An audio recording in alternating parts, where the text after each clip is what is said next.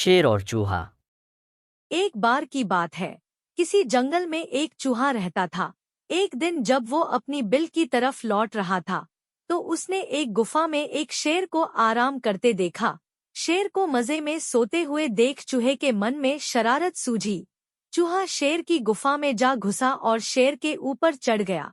वह शेर के ऊपर खूब उछलकूद करने लगा और उसके बाल खींचने लगा।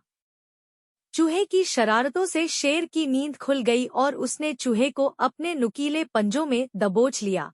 चूहे ने जब शेर के पंजे में खुद को पाया, तो वो समझ चुका था कि शेर के गुस्से से अब उसे कोई नहीं बचा सकता और आज उसकी मौत तय है। चूहा बुरी तरह डर गया और रो रो कर शेर से विनती करने लगा कि शेर जी, मुझे मत मारो, मुझसे भूल हो गई, मुझे जाने दो।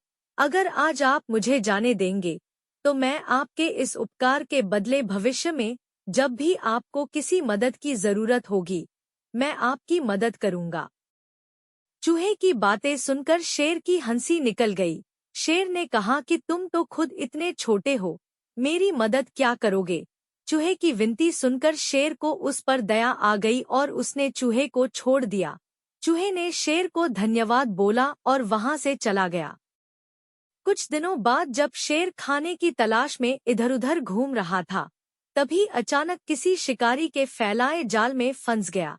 शेर ने खुद को जाल से निकालने की भरपूर कोशिश की, लेकिन निकल नहीं पाया। काफी देर कोशिश करने के बाद शेर ने मदद के लिए दहाड़ लगानी शुरू की। उसी वक्त वो चूहा उधर से गुजर रहा था कि उसने शेर की दहाड़ने की आवाज सुनी। वो भागकर शेर के पास गया और शेर को जाल में फंसा देख चौंक गया। उसने बिना देर करते हुए अपने नुकीले दांतों से जाल को काटना शुरू किया और कुछ ही देर में उसने पूरे जाल को काटकर शेर को आजाद कर दिया। चूहे की इस मदद से शेर की आंखें भर आईं और नम आंखों से शेर ने चूहे को धन्यवाद किया और दोनों वहां से चले गए। फिर शेर और चूहा अच्छे दोस्त बन गए। कहानी से सीख।